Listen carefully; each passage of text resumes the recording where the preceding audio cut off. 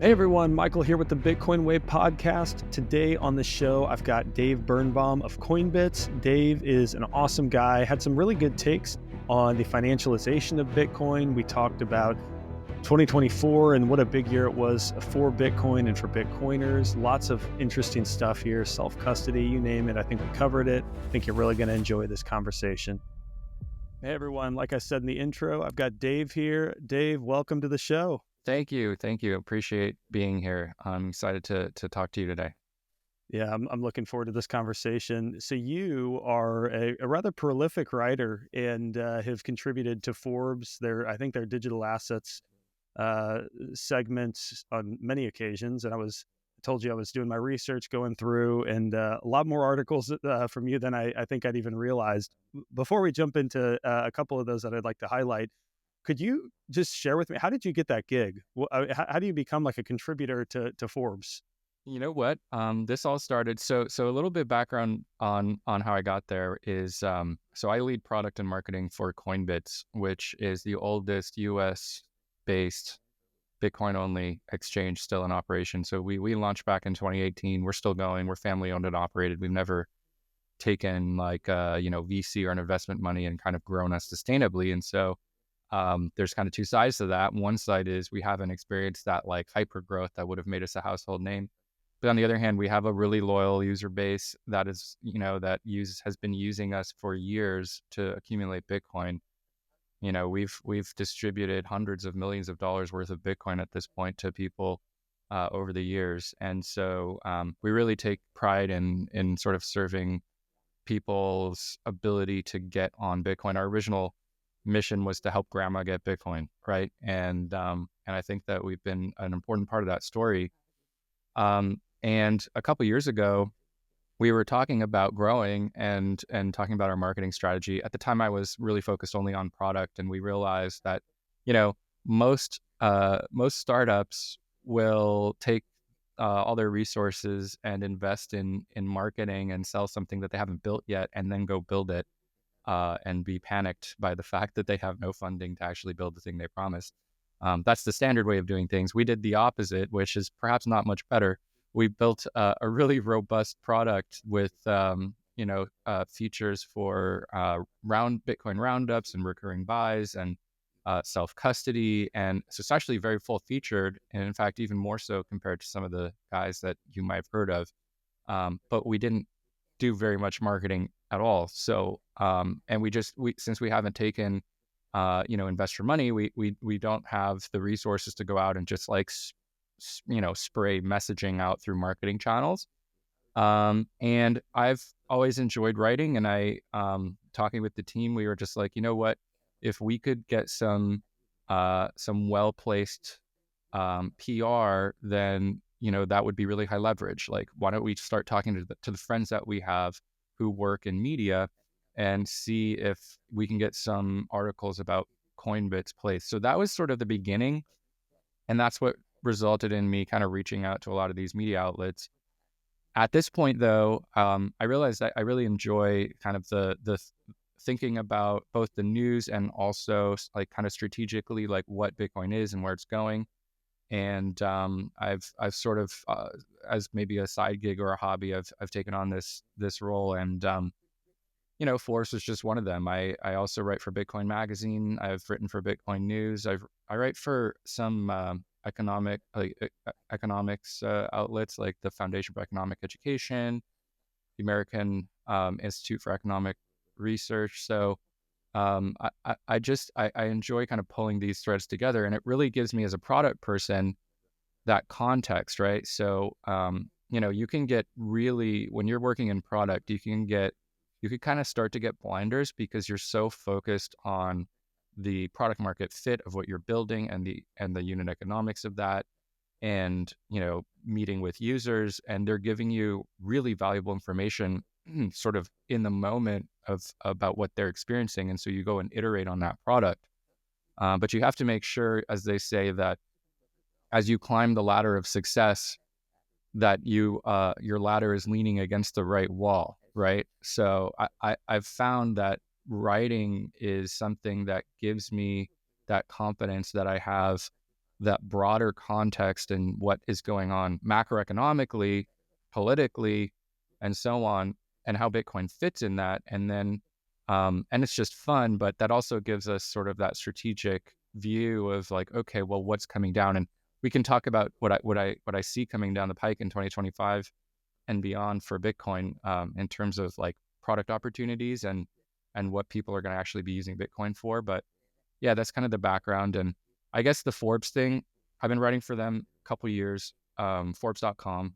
And, it's again, it's something where if something interesting happens in the news, I'm able to go kind of run to my keyboard and write an article about it and make sure that, I'm unabashedly a Bitcoin maximalist, and maybe one of the only ones who write for Forbes.com with that perspective. And so, I think I'm able to present the news through the lens of, the way that you or I might interpret events, and that might be different from crypto people and finance people.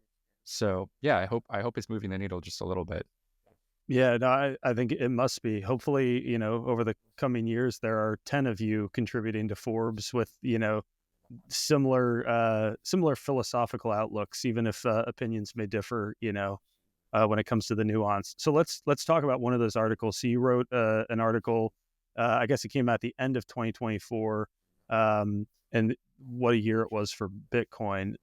So you talked about, the announcement of the strategic Bitcoin reserve or the potential for that, ETFs, all of these things. For you, what was the most defining moment of 2024 for Bitcoin, and what do you think its implications are as we head into 2025? Yeah, so 2024 was extraordinary because if you had asked me in the first quarter, the second quarter, third and fourth, it's like it built. So like, it was almost like there were big moments that overwrote the previous big moment because the new big moment was even bigger. In retrospect, the biggest moment was, I would have to say it was the appearance of Donald Trump at Bitcoin Nashville, because there's just no way anymore that you can say that Bitcoin is some kind of fringe movement. Like it's a presidential talking point. It was something that I think cost the Harris campaign when they refused the invitation to come to Bitcoin Nashville, and that may not be for the better, honestly. We'll see how it plays out. But it could be that it would have been better if this had remained a bipartisan issue in the United States. But in some sense, it was destined to just become partisan because everything we do here is partisan lately. And so if of any issue, it's just like, one side picks up the mantle and the other side denigrates. And so maybe it was destined to happen. But the fact that you had not only mainstream presidential candidates, so like, for example, I think I might have written an article earlier about RFK Jr., and I was excited that a quote unquote mainstream presidential candidate was talking about Bitcoin, because that's a big deal by itself, even though he was sort of a third candidate. For me, I was like, wow, that's really moving the needle. And then to have it taken up by one of the two front runners and the one who won the election, announcing the intention to unwind Operation Choke Point 2.0, which was an unjust and probably almost certainly illegal attack on the Bitcoin industry. And like, this will change everything. So, I don't know what you feel as somebody who also works in the industry, but I have found not only more inbound interest, but just sort of a general mood shift or vibe shift. And there are people um, who maybe there's like different classes of people. There's people who, beginning of 2024, they might have been Bitcoiners, but they thought of it as being maybe too risky to talk about. And now they're more comfortable talking about it because we're in an era where you're more free to speak and not pay a price for that. Then there's people who are coming around to Bitcoin, which is fascinating to watch as well. You see people, you could call them bandwagoners, right? But that's fine. We'll take it. We need everybody that we can get. And so you have some like TradFi people. again, the ETFs came out. It's hard to remember. The ETFs came out in February. That was going to be the big news of 2024, and that was like not even close to the biggest news. But that resulted in a lot more sort of mainstream finance. You had Bitcoin being talked about, on mainstream sort of financial channels, Bloomberg, CNBC, and so on. So it's a sea change, and so I think that the situation we're in 2025 is we have these stragglers and these naysayers who still are, like lost cause activists who don't want to see Bitcoin succeed or want to try to prevent it from succeeding through the force of law, regulation, negative media, and so on. But they're just so on the wane in terms of influence. I don't even think that's really an issue. I think 2025 is a year that all of us, Bitcoin Way, your company, Coinbits, my company, all throughout the industry, the question is going to be whether the values of Bitcoin that are sort of embedded in the protocol are able to be transmitted all the way to the end user, or whether only people higher in the sort of custody stack are able to benefit from those values. And people in lower in the custody stack are going to have to rely on counterparty risk in order to own and use Bitcoin. So we can get into that. I think custody and innovative approaches to custody are going to be key in 2025. What would your prediction for that be? Because my assumption for a long time has been the earlier you are, the more likely you are to own and hold UTXOs, to have the ability to fully self-custody. And at some point, it seems likely, whether optimal or not, that people are going to take on counterparty risk when they're buying, earning in Bitcoin, for example, right? Like something like Lightning or a layer two might be some sort of custodial solution or semi-custodial solution might be the option or the convenient option, because I think part of it too is not just it's not just a technical challenge, but a philosophical challenge. Most people aren't like us that they crave this self-sovereignty. They're very accustomed to banks. Like we've sort of unwound from that legacy mindset. Most people haven't. What would you anticipate this looking like if you were just to speculate and pull out your crystal ball here? Yeah. So things change. People change. It's like, common on X for people to be like, nothing ever happens. But things are happening and things change. I mean, think about it this way. The change in attitudes towards free speech or even gun ownership. I think that, the Second Amendment is something I think a lot about in relation to Bitcoin, because it's, a decentralized technology that enables people to remain sovereign in their physical being versus financial. And so, I wonder whether there will be a change in attitude, especially if there are sort of these black swan events. Like, imagine if Bitcoin, uh, if there's a major custodian, for some of these financial products for Bitcoin that like loses their keys, or, something really disastrous to put a dent in the overall supply of accessible Bitcoin. Um, it could be that people, if you have that sort of news, and then you also have solutions. You need the solutions too. The problem is people haven't had solutions, and actually they still don't have great solutions. Um, I do think people want to own UDXOs. I think that the problem with fees and the cost associated with ownership are over. We talk about it too, like as if it's a bigger deal than it is, at least in developed economies. Um, sure, for medium of exchange, you're going to have an issue, but um, for people's wealth, if we see a wholesale transition away from, for example, real estate being one of the primary, if not the primary store of value in the United States, toward Bitcoin, people will pay to own a UDXO, and they'll pay for help with sovereign custody. It's expensive to do a real estate transaction, and it's incredibly illiquid. And so people put up with a lot for store of value. They'll put up with a lot of inconvenience and cost. And so, I don't see an issue there. I think that if there is like an understanding that like Bitcoin UDXOs are a primary store of value, people will go figure it out and use it. Custody, yes, that's still an issue. So like you might have seen this article. Actually, yeah, you definitely saw it. The article about the California fires, right? So, it got me thinking as I'm watching these people just going through hell, quite literally, that they are picking up the pieces of their life. And there are definitely people there, although I haven't heard any stories directly, right?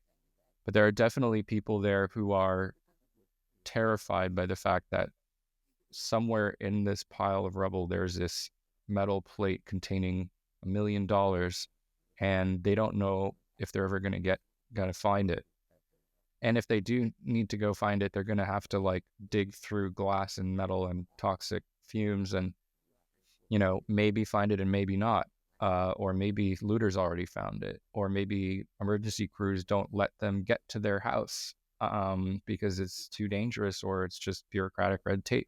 Whatever the case may be, people have maybe it made me realize, me included, that metal plates are important, but they're not the be all and end all, because even if you can shoot them with rifles and put them in acid, all the different tests that people do to kind of like make sure they work, in a disaster, there's a lot more going on than just sort of the physical trials of the metal plate. And that's probably not going to work for most people. Maybe for part of their wealth, but you can't expect people to be okay with being like ruined in that way. It's interesting though, because like a lot of people have lost their house and they may not have had that insured. And so that's sort of like the same thing. It's like you had this asset that was in one place at one time in the world, and it had a physical disaster befall it. And now a huge amount of your net worth is wiped out, and you actually have no recourse at all. So on some level, it's like, well, single sig metal plate backups are not that dissimilar from real estate as a store of value. In some ways, both are very, very vulnerable. But you can supposedly, at least in some parts of the country, still get fire insurance and so on. And so we need the types of products that make that preserve sovereignty, but then also are robust to sort of localized disasters. And so actually, I would like to ask you, like, I know that you think about this a lot.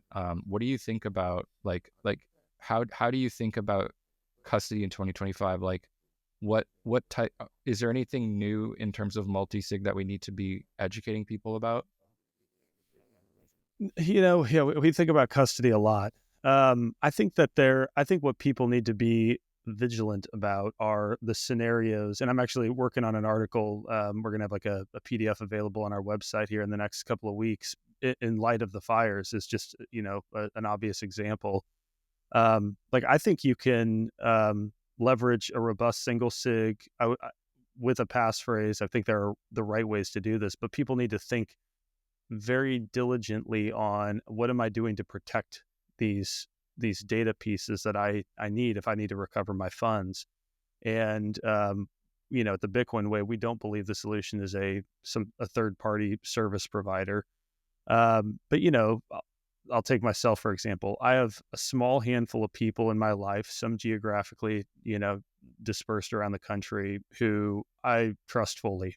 And if I kept a redundant backup of my seed plate with them, I have complete confidence that they're not going to move it. They're not going to tell someone that they're storing it, right? And so I think most people probably have that sort of arrangement. I think if you're more technically competent, I think moving to something like a multi-sig can be a great idea. I think the average person coming into Bitcoin in 2025, that's something they're going to need to graduate to. And so starting off with a robust single sig with a passphrase where you have a very solid game plan for disaster recovery. Because you're right, like people who lost their house, good luck finding that in the rubble. Or if you live in I live in St. Louis, we have, tornado warnings from time to time. It's like, if that hits my house, where did my seed plate go? Like you need to think those things through. So from a technical level, there's nothing in 2025 that I'm keeping an eye on at the moment that I think is going to revolutionize self-custody. But I think what a lot of people fail, and now I'm just sort of going on a tangent, but what a lot of people fail to recognize is that even using like a collaborative custody arrangement, you think that you're now in like, oh, I can lose my seed phrase. Most people don't realize, though, that there are other risks to engaging with a counterparty, like if they go under, if there's regulatory capture, you're back to single sig. You have to have the config file. You have to have all of the instructions, the documented to be able to go get a Linux computer, plug this stuff into the command. It's like, now it's even harder, Yeah. right? And a lot of people, I think, just fail to understand. They fail to parse through the marketing of any of these options that are on the market, and realize that at the end of the day, you're sacrificing something for convenience if you're sharing a key with a third party. And if you do 100% self-custody right, you can mitigate against a lot of those primary concerns. I guess that's maybe a summary of my position. Yeah, that makes sense. Actually, I mean, in conversations with you guys, it really opened my mind to this, right? So, so for example, you always think worst case scenario with this stuff. And, if you have a collaborative custody solution where you have a regulated entity holding a key, they can't move your Bitcoin without your permission. That's fine. So it's not like a controlling quorum. But, life is long, as they say, and a lot can happen. And there's a lot of ruin in a nation, and a lot of weird stuff can happen politically. And if that company comes under pressure to hand over KYC information from their customers to some agency that controls, hard power, like force against people, and they want to come and go to all the people that this collaborative custodian has onboarded and basically say, we know you have this much Bitcoin, you need to hand it over. I mean, you could just retreat to this concept of like, well, you don't have to hand it over because it's Bitcoin. You could destroy your own private key and they'll never get it. Fine. But practically speaking, you don't want to go through that, and you don't have to if you don't use a collaborative custodian. So, I mean, I'm sort of starting to realize that, and I wonder what you think about this. Like, there's people who could benefit from Bitcoin who, like, it's a vibrant society with lots of different types of people in it, right? There's people who have, or maybe lower functioning people, right? And they can't do that. Or there's the possibility of a head injury where you forget your passphrase. And it's like, well, you should have written it down in this and that. I understand that, but not everybody will do everything properly. So it's a really tough problem that that I think needs to solve. But maybe what it is there's a certain amount of Bitcoin that you own, if it is KYC'd Bitcoin. And we should talk about what KYC'd Bitcoin really is, because it's not just the Bitcoin that's KYC, it's the amount that you own, which is a little bit different. But anyway, so you have some amount of Bitcoin that you own, that the government has a record of you owning, and then maybe you have another amount of Bitcoin that they don't, and that's completely legal. And in fact, I don't want anybody to think I'm advocating anything wrong. That is completely natural and legal to have a private amount of wealth and to transact completely privately. So you have some amount like that, and then that you never expose that to any kind of collaborative custody or counterparty at all, except for maybe in your, like you said, your trust network of like very, very close friends and family. And then the KYC stuff, though, which very well may be the lion's share of what you own. And let's face it, the possibility of like men with guns coming to your door is quite low, I think, at least at this point. Maybe I wouldn't have said the same thing 2 years ago. But like, so that shows you how fast things can change. But but maybe we over optimize for paranoia and then freeze people in their ability to make decisions. Like, I kind of do worry about that. Like, I think, and you can tell me what you think, but I think when we're orange pilling people, if the only way to get you started on your journey is to get you into a collaborative custody arrangement where you feel comfortable because you did your own research and you like that, maybe that's okay. Maybe that's better than not doing anything. What do you think? Yeah, I think it's certainly a step in the right direction. I mean, if you leave your coins on an exchange, you don't have the keys. You have no control. I mean, we get emails from people all the time. Coinbase, Robinhood, they're not letting me withdraw. I mean, they're just trying to pay an invoice, and we're battling with the exchange. So I definitely think it's better. I think it's just important that people understand what they're getting into, because if a collaborative custody solution fails in some way, you're effectively in self-custody then. But instead of just punching your seed phrase and a passphrase into a new hardware wallet, you've got to go figure out, if you're 65 years old and not very, technically competent, for you to go figure out how to recover, that's going to be very difficult. For you to punch in 24, 25 words into a hardware wallet, much, very straightforward. And that's something that we help people with all the time is, hardware wallet recoveries. I think for me, I think of it like this way. My belief about trust is sort of how I feel about government policy. And that is, if you're building a house, I don't want a bunch of federal government regulations dictating what I can and can't do with my home, right? Like, they're so far removed from that. For them to try making that call is tyranny. But if I live in a subdivision and I want to, make a modification to my home, and the HOA says, no, that's going to look horrible, all my neighbors are going to hate it.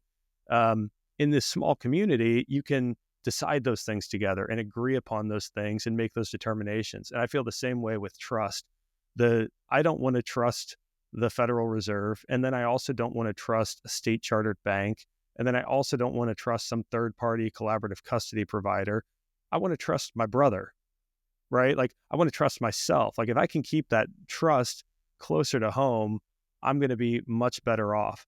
It's just important, to my earlier point, I think that people just think strategically about it. Like, what are the scenarios that could come up? What if, I live on the same property as my brother. We bought land together and built houses. Oh, cool. If a tornado comes through my house, it's probably going through his house too, or he's going to have damage. I don't know if a seed plate at both of those places is the best idea, right? But you know, one of my best friends in Chicago, okay, that might be, a better idea. Probably unlikely he's going to get hit with a tornado at the same time, right? So I think it's thinking through all of these things. And that's this article I'm trying to write is, giving people those considerations. What are the worst case, scenarios that you might face, and act accordingly. So that's my thought. It's Yeah, go on. No. I had this revelation a couple of years ago about this, which is, in the real world, at the very base layer of reality, somebody has to be trusted with custody of anything. So, like, I think we forget. I think not we, but I think a lot of people forget that, because they're like, it's like banks also are responsible for not losing stuff. Like, there's passwords that they can't lose. Custodians, like, these prime custodians for the ETFs and so on. Somebody has to do it, and so you can either do it yourself or you can share responsibility with someone else that you trust, and you have to think carefully about how much you actually trust them and how reliable they actually are, and that's all it is. And so there's no like ideal solution where nobody is responsible. It has to be somebody, and it has to be you or somebody you trust or some group of people that you trust. And if you're using collaborative custody, you're sort of expressing trust, or at least, you're expressing trust in, like, that society will continue functioning in a favorable way for people like you. Yeah. And that might be That's not a rational thing. that's not a gamble. That's not a gamble I feel like taking these days. Well, no, but I mean, Right. But again, like I don't want to over optimize for paranoia either. It's like quite likely that, things will be fine. I think I'm fairly an Yeah. optimist. I mean, I think I'm like a prepper, but also an optimist, which maybe makes me weird. But, um, I think you do your preps, you prepare, you make sure that you have enough food and water and so on. And you make sure you have Bitcoin that's not KYC'd, and you make sure that you can access it with nobody's permission. And then when you're done with all of that, you need to stop worrying so much and Yeah. like go live your life. And if you want more Bitcoin and it's like you want it be in a retirement account and you want it to be tax advantaged, maybe you go do that, because you've already prepared for the worst and now you can prepare for the best, you know? Yeah. Um, what do you think? Is that Yeah. No, I no, I agree. I think we get caught up in, man, you scroll Twitter long enough, you listen to the wrong, sometimes very interesting, but the wrong podcasts and people, and you just think the world is all chaos. In the meantime, until it's not, or until it is all chaos, we should live our lives and enjoy it. And I think people just need to weigh those trade offs. Um, yeah, I do want to get, so I could talk about self custody all day. I want to get back to some of your opinions on some things, because so the recording's going to come out post inauguration. Mm. You talked about Trump's crypto project, this nonsensical little thing that he's doing, and the way it distracts from Bitcoin. Yeah. I'm personally of the belief that we are not about to have our first Bitcoin president. Like, I know people say that. I think we're about to have our first president who isn't going to screw with Bitcoin, and there's not going to be an Operation Choke Point 3.0, which I think is very valuable. That's not a necessarily a criticism, but I think it'd be uh, generous to describe him as a Bitcoin president. Mm. What was the point you're making in this piece, and what do you think the implications are for the Trump administration related to Bitcoin policy? Well, I think, it's not clear to outsiders who are new to this space what the distinction is between Bitcoin and crypto. And they sense that there's something there that people are very opinionated and passionate about, but it's a bit of an esoteric topic. It's hard to learn that, right? You have to, 100 hours of study and so on, or whatever it is now. And so I don't know that the Trump administration, his kids, which I think Eric and Don Jr. are the ones that were launching that initiative. Frankly, I haven't heard anything about that initiative since the launch. Yeah, me either. Yeah, so like I don't even know that it's an issue. Um, There's an ordinals thing going on though now. Now there's an Did you see ordinals that? thing. Yeah, Yeah. yeah, yeah. Which to me is yeah, a shitcoin on Okay, Bitcoin. it is, but it's like incrementally better, right? If he's heading toward the right protocol, I Yeah, guess. Yeah. exactly, exactly. And so maybe that's, I think I wonder if part of this also is sort of the tendency to want like to moon, and people are realizing that, the Bitcoin, 1,000x return, if it's really now to the point of sort of broader adoption by TradFi, and maybe that kind of return isn't available on Bitcoin. I mean, even if it went from 100,000 to $10 million a coin, that's only 100x, which sounds, oh, only 100x, that's insane. But it's not Shiba Inu. You know what I mean? It's not like Yeah, this. yeah. And so I think there are some people who are like, I want to put it all on black, you know, and like win like on a level that no one could even comprehend. They just have like these like fantasies about riches. I think that's part of what's going on. It's like there's probably some understanding in the administration that Bitcoin is different. It's a commodity. It's the reliable one. It's the one that's the future will be based on. But there's all these people passionate about crypto who want to like donate money to us, and they're all rich and they got rich on all these coins. There's got to be something there. DeFi, all this stuff. So I think it's just like people who aren't well versed in this world are just grappling with conflicting messages coming from different interest groups, and you're just seeing sort of the other side of that on the output. And Do you think Bitcoin is something he will get? Like, is he going to grok Bitcoin in the next 4 years? um, Grok Bitcoin. I think it's like I think there's a world where they, I think they just continue down the path they were on, which is they think that Bitcoin is a commodity. Even Gary Gensler said Bitcoin is different on his way out. Like I just saw this news yesterday. So Bitcoin is different, but we also want to be friendly to the crypto industry because there's a lot of money and projects and interesting work going on there. And so I think they'll grok it to that extent. I think they'll understand that it's like not a security and that is a neutral monetary settlement layer and that kind of thing. Yeah, I do.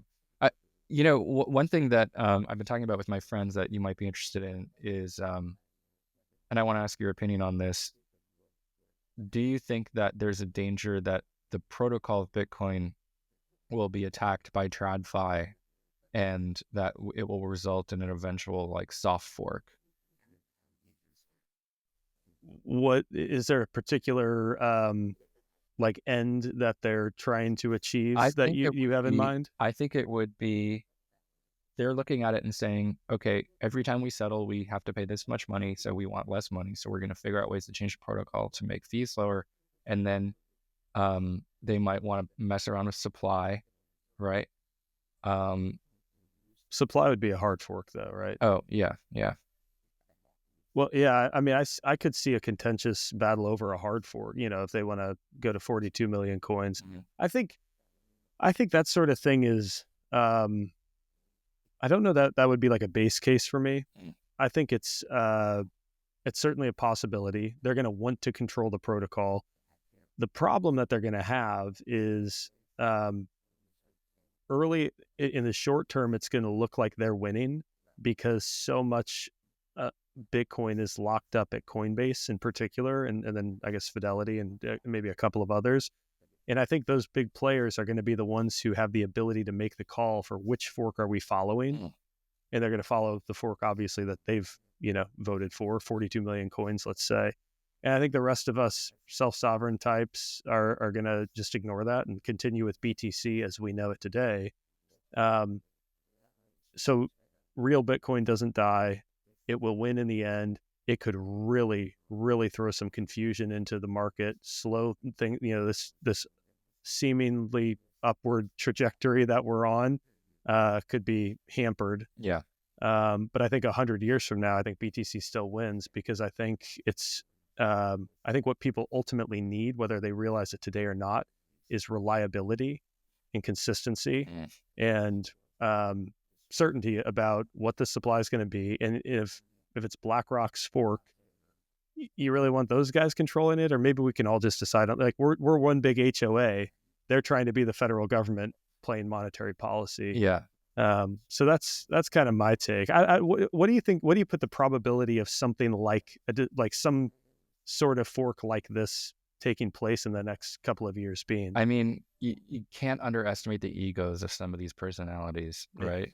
Like they think they run the world, these people at the top of these big TradFi firms, and how politically connected they are, and they're kissing the ring of like the new administration, and the new administration will want to do them favors back, and won't understand like the gravity of what they're up to.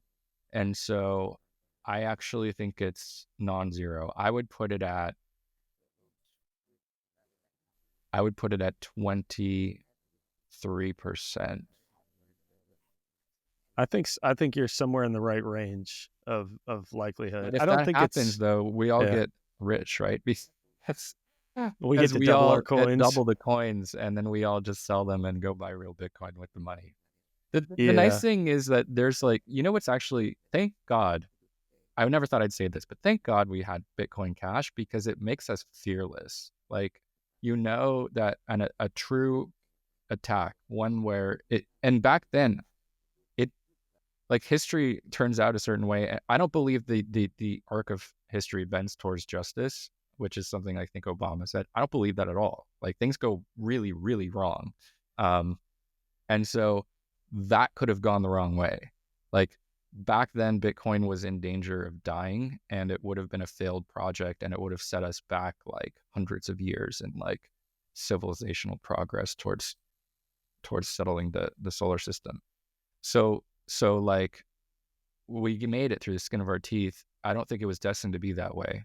Um, and so, it's sort of tempting to be like, oh, Bitcoin Cash happened. And if BlackRock coin comes and, they'll just learn the same lesson. I hope so. I think that's probably right. And I think part of the reason that becomes more likely is because we have the Bitcoin Cash experience and we have extremely high conviction about changes to Bitcoin being undesirable in almost all cases. But it does, like, I wouldn't want a hard fork to happen. I agree with you. It would be like disruptive, and if I could choose one or the other, I wouldn't be like, let's have a hard fork and then we all get double the coins and then Bitcoin still wins. I think it's too risky and disruptive, and it will cost a lot of people a lot of time and money and a percentage of their lifetime, because they will not benefit from Bitcoin, which I think everybody could. So yeah, I hope it doesn't happen. I don't think it will happen, but you can't underestimate the size of these egos, Yeah.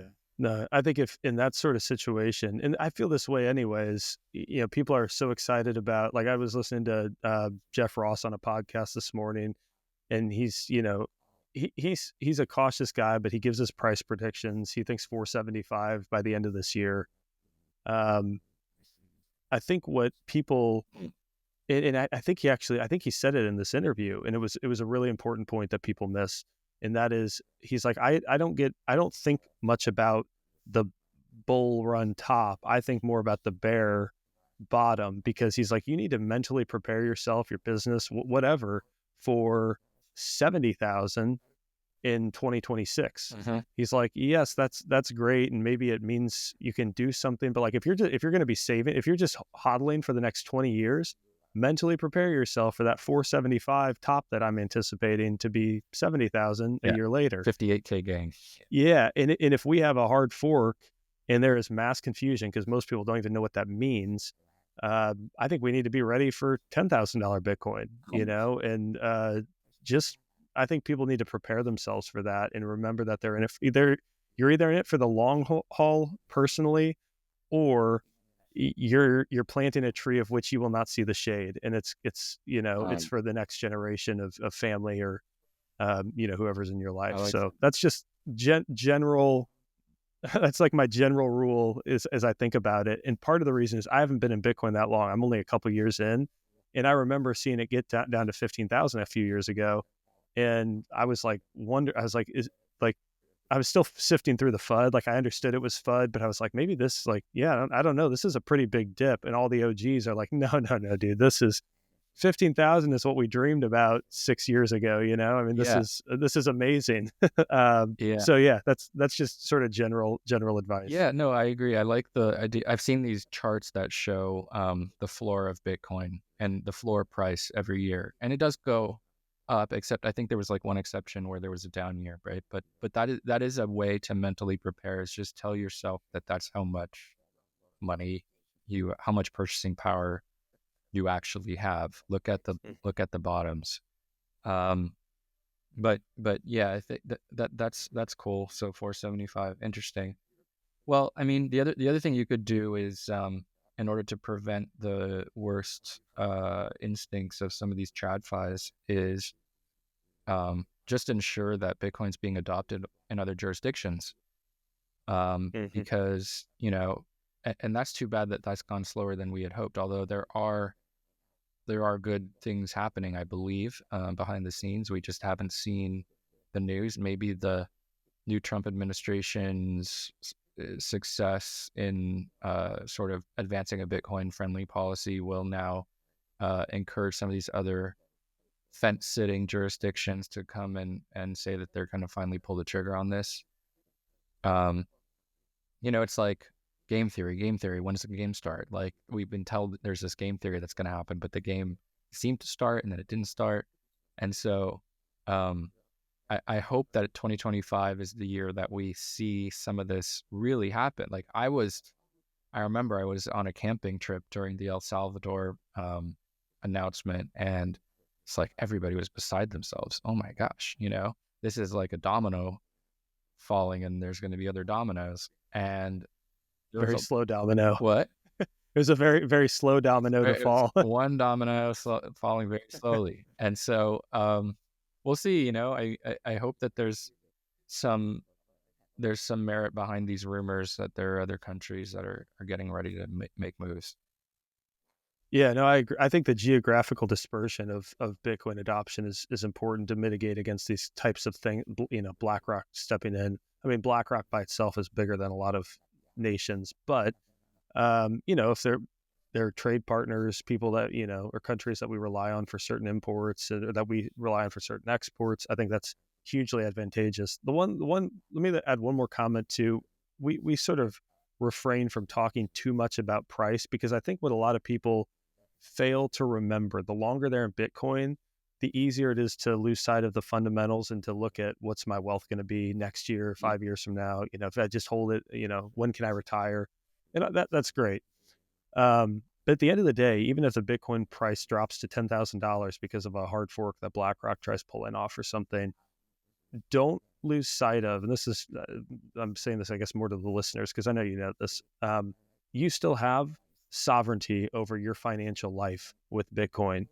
You may not have the same purchasing power today that you had a year ago, but you still have self-sovereignty. You still hold censorship-resistant money that can't be manipulated, that can replace the Federal Reserve in its entirety. And that's a very powerful thing that I think people, it's like, oh, I can't buy as much. It's like, okay, wait it out. We'll get back there. Maybe it's next year, maybe it's 20 years from now, but wait it out. You still have money that can't be taken from you.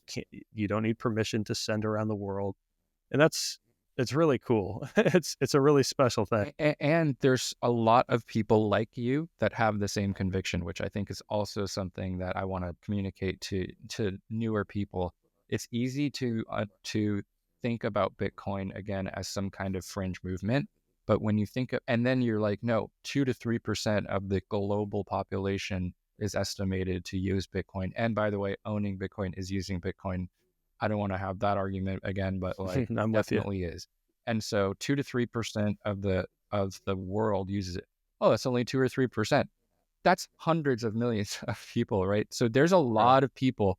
There's no way that like everybody will wake up one day and go, poof, this blockchain is useless, and now we're going to go do BlackRock, or like, poof, it's $10,000 a coin. Okay, fine. But like, I have a community of people that I can engage in transactions and commerce that are interested in the Bitcoin that I have and interested in trading with me, something that I need. So you're not alone in this, and you don't have to think in terms of dollars. Actually, we should talk a little bit about macro and sort of the economy in 2025, because what we're talking about with price, $10,000, $500,000, we're using, the metaphor that people use is, and I don't know who to credit for this, but it's like a stretchy, it's like an elastic measuring tape.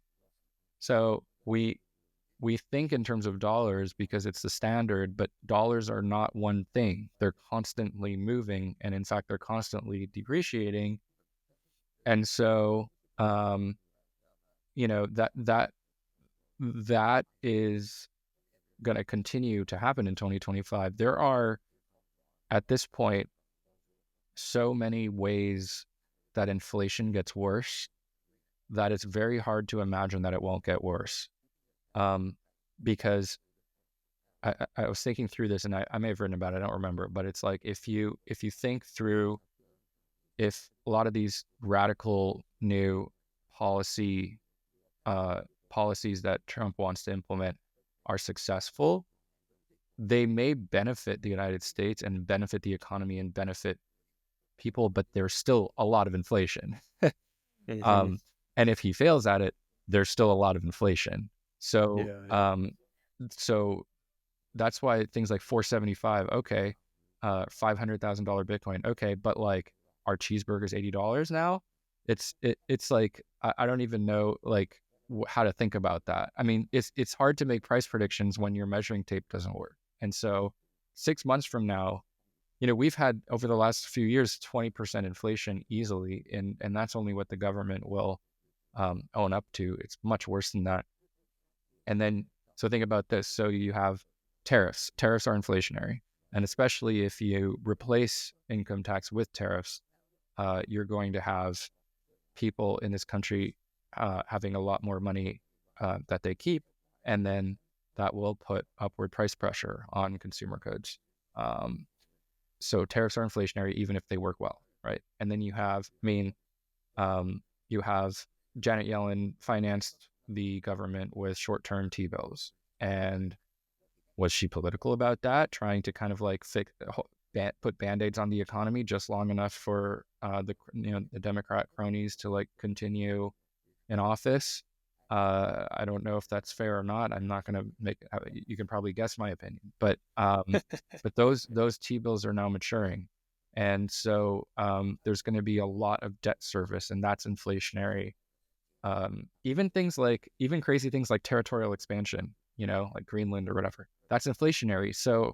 Um, so I guess I haven't thought through the numbers yet, but I think 2025, if we have this conversation next year, we're going to look back and be like, wow, the dollar isn't what it used to be. And how that affects Bitcoin, I guess, is yet to be seen. You would guess that hard assets are going to benefit from that. So, maybe it's going to be an amazing way of weathering the storm here. Yeah. Yeah, there are a lot of ways to think about, the purchasing power of Bitcoin, how the macroeconomic environment shapes that. I think I go back to, because like everything you just said is correct. I try to revert back to maybe more broadly. Okay, let's say there's $500 trillion worth of assets in the world: money, real estate, government debt, stocks, gold, Bitcoin, and then some collectibles. Um, at any given point in the future, what percentage of that, so in today's dollars, call it 500 trillion, is Bitcoin going to occupy? And right now it's, 0.01%, whatever it is. It's 250th of the world's global wealth, I guess. And I think it's going to be a really slow burn, but I see government bonds and real estate migrating into Bitcoin considerably, but I think it's going to be over the next 10 years. Like the average person who owns a rental property, for example, they're addicted to the cash flow, and they get their tax advantages. And it's like, yeah, but your hurdle rate's 50% to be Bitcoin. Are you doing that? Well, no. And also I have to fix toilets in the middle of the night when they get clogged, and like that kind of sucks. But I think it's hard to break that mindset, and so that's kind of how I tend to think about, like, what's the price of Bitcoin going to be? It's just what percentage of global assets is it going to eat up in today's dollars? And I have no idea. Like, I'm not making a guess here. It's just maybe another way of framing it.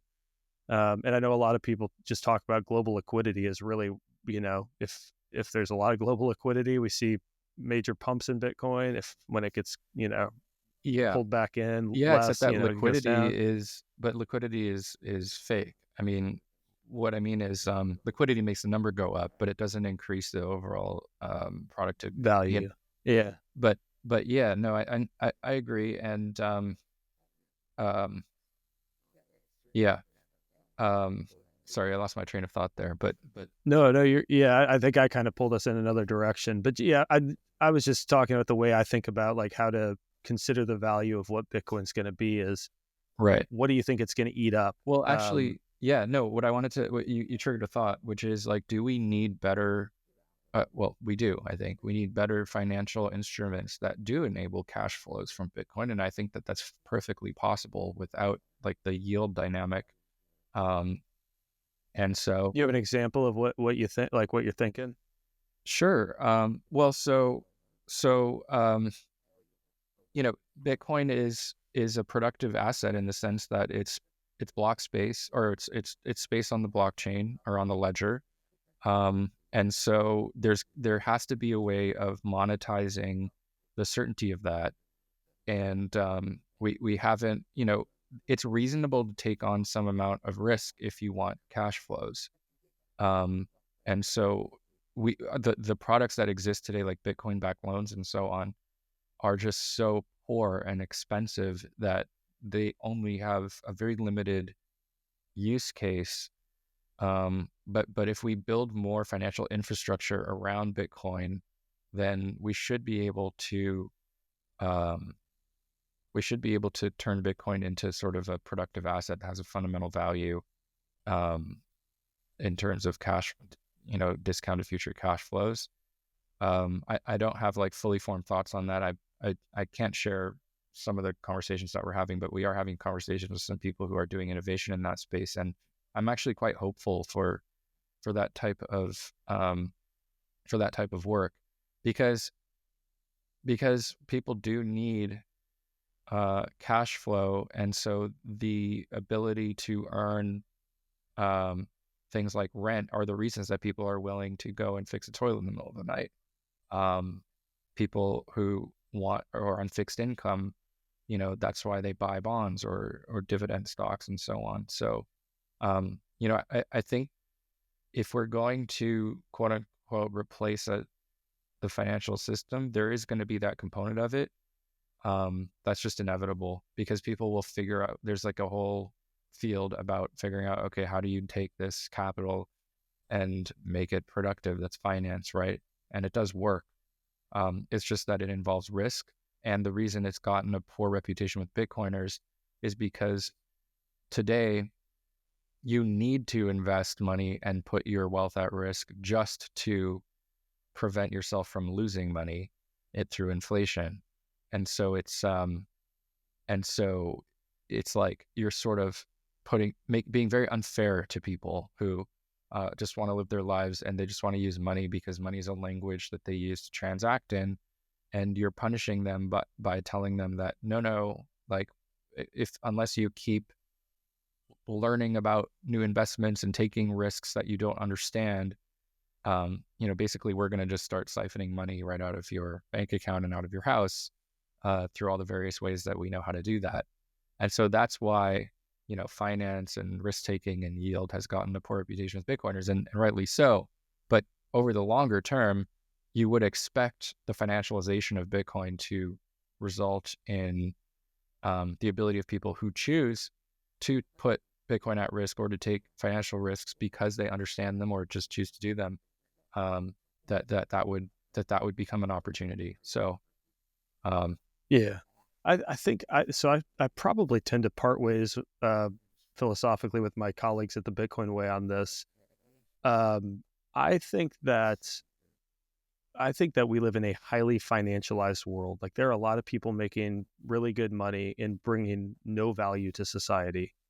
Um, I hope that Bitcoin fixes a lot of that, just a lot of the nonsense, and it requires people to bring value. That said, I guess maybe I tend to agree with my colleagues that what I'm about to say isn't optimal, but I think it's coming. And that is, a lot of these solutions like you're talking about. I think there are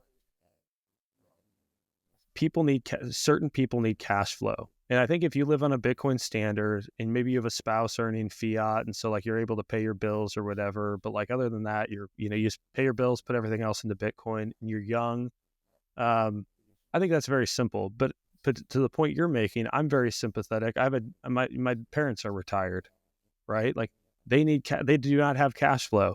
They cannot pay their bills if they do not have cash flow. And so being 100% in Bitcoin is possible, but if we have a massive dip, if we hit that 10,000, mark because of BlackRock's fork, and they're trying to pay their bills, they're getting rid of a lot of Bitcoin to pay their utility bill, for the month or whatever. yeah. Like, that's just not. It may make you feel good that you're being philosophically consistent and you live on a Bitcoin standard, but it's not it's not the most prudent financial move. And so my hope is just on a Bitcoin standard, like on a more global or, a broader Bitcoin standard, that these financial products just become more so you use them intentionally and not out of speculation because you're falling behind and desperate to make a quick buck, but you're just leveraging this asset that you found, and you use on a daily basis to create cash flow in a relatively low risk way. I think that's, yeah, I don't, and again, like, I don't know exactly what that's going to be. It sounds like maybe you're having some conversations that make you hopeful that those sorts of solutions are coming. So I'll be eager to see what they are. Yeah. No, but I think you have it exactly right that there's always this push pull between practicality and an idealism, and the idealism is very good because it's like pulls people, the whole world, honestly, in the right direction. And without the people with high conviction who are able to make sacrifices in order to advance the interests of everybody through using the Bitcoin protocol, without those people's sacrifices, we would be nowhere where we are today. So we owe people everything who have put themselves at risk in order to do that. Because frankly, the people who held Bitcoin since, many, many years ago, they're a little crazy. Like, that wasn't necessarily a rational thing to do at the time, but it definitely worked out. And because again, I don't think it was inevitable. I think Bitcoin could have been a failed project at several points in its history. And so the people who held through conviction and were just like, you know what, I don't care if it fails, if I lose everything or if I lose this money, I don't care, because like what I believed is what I stood up for. And so we owe them everything. Um, but like, it's just, and we still need people like that, um, desperately. But there's also like, not everybody can be a hodler of last resort who could benefit from Bitcoin, and we need to make sure that we're building products for them too. Yeah, no, I completely agree. Well, hey, we're at about an hour here. I want to start rounding the corner. I know you shared a little bit about Coinbits at the beginning, but I want to give you an opportunity to maybe talk about what it is you do, how your users interact with you all, you got some cool features, I think, that deserve to be highlighted. And then maybe anything else that you're working on that you're able to share that people might be getting excited for this year. Yeah, sure. Yeah, so we're known as kind of the Roundups app. We're a website, so we're a web app. So you won't find us in the Play Store or the iOS store, but you'll find us at coinbits.app. And we're a KYC exchange, so you have to go through kind of onboarding. And then the main feature people know us for is roundups. So what that means is you link your credit cards and debit cards and bank accounts. And then when you go about your day spending money in fiat, we're rounding up your purchases to the nearest dollar, and we're buying the difference for you in Bitcoin. So it's a fun way. Some people actually, we kind of adopted as a marketing phrase, something that I heard from one of our users, which is that it taxes your short-term spent thinking, right? Or your high time preference spending. So, you go out and you enjoy your $4.50 latte, but you're like, but I am saving 50 cents in Bitcoin, so it's not so bad. So, so that's kind of the original feature, and that's all Coinbase did in the beginning. But we've expanded into just a full featured Bitcoin on ramp and off ramp. So you can buy Bitcoin, you can sell, you can deposit cash, you can actually carry cash balance, you can move cash in and out of your bank account with Coinbits. You can set up recurring buys, daily, weekly, bi-weekly, or monthly. And then you can also connect a hardware wallet and set up auto withdrawals. We recently released a new feature which we're excited about called Spending Insights. We realized, talking to people, that they were looking at their Coinbits dashboard to monitor their spending, because your Coinbase dashboard shows you your credit card spending purchases like in a ledger, and for roundups, right? So that you can see like all the Bitcoin that you're saving up. But we talked to people and realized that they were using this as their dashboard for like their spending monitoring. And so we built something called Spending Insights, where we took all those transactions, we categorized them. So, and as you know, we work with Safety in the past, and we were really inspired by his model of high time preference and low time preference spending. And so we actually categorize that for you, so you can see, how much money are you spending on low time preference, like things like education, like online courses or gym memberships, things that better you in the long term, that may be unpleasant in the short term, but that help you reach your goals, so that you can feel a little bit less guilty about that type of spending.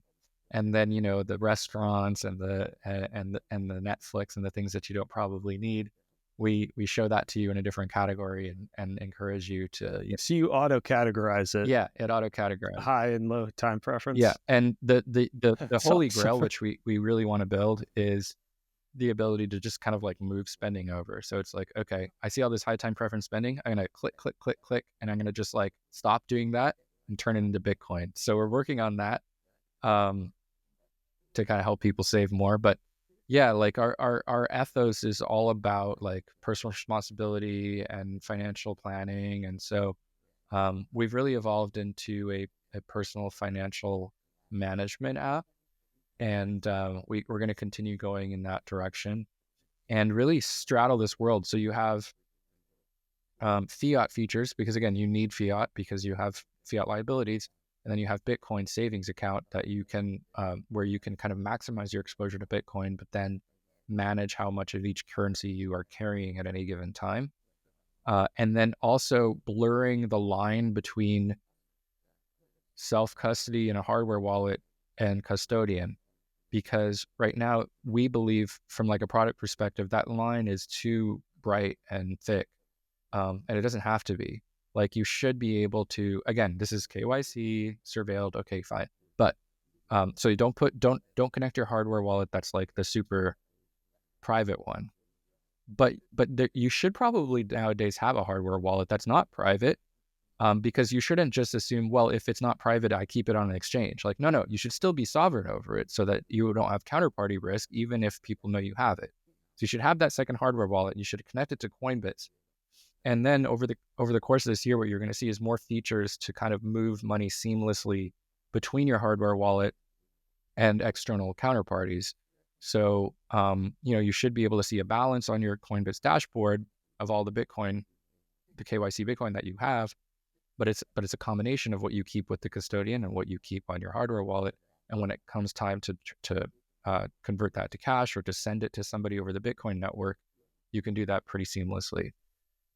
Very cool. That's awesome. All righty, let's I got to ask the last question of the show. I ask this to everyone. So what is an unpopular opinion that you hold, and you get bonus points if you offend some Bitcoiners? Well, I mean, I think we already did it, right? It was the idea of financializing Bitcoin. I'm sure that's going to offend a lot of people, and not a lot, but certain type of Bitcoiner. So yeah, that's what I think. I think we're going to see.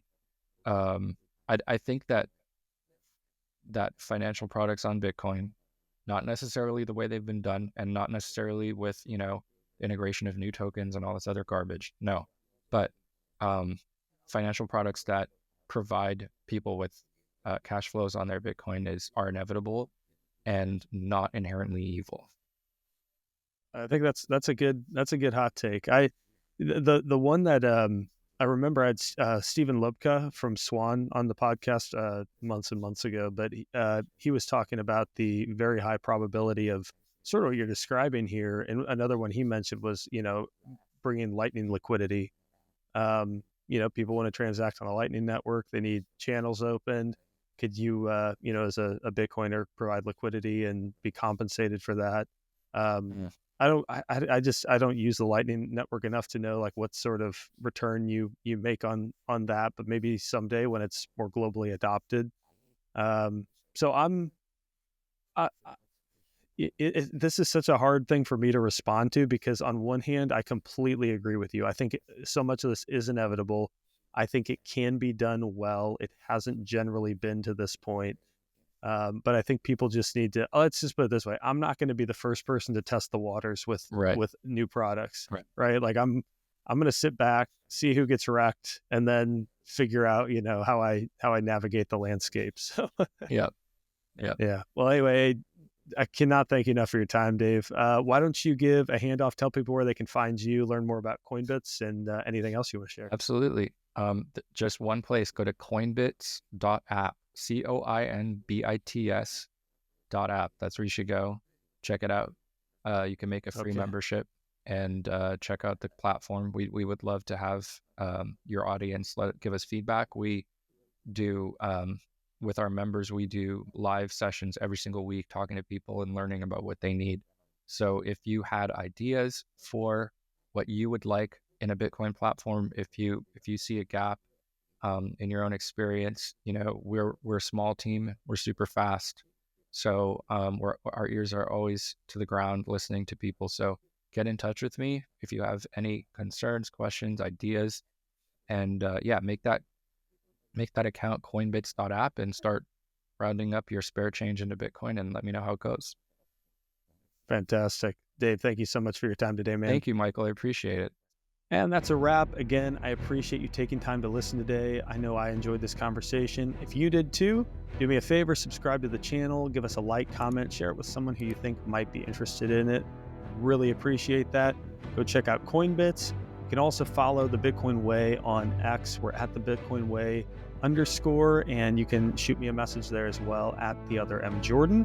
If you need help with proper 100% Bitcoin self-custody, go over to thebitcoinway.com/podcast. You can schedule a free 30-minute consult with a member of our team. We also help with privacy phones, online privacy, Plan B residency options.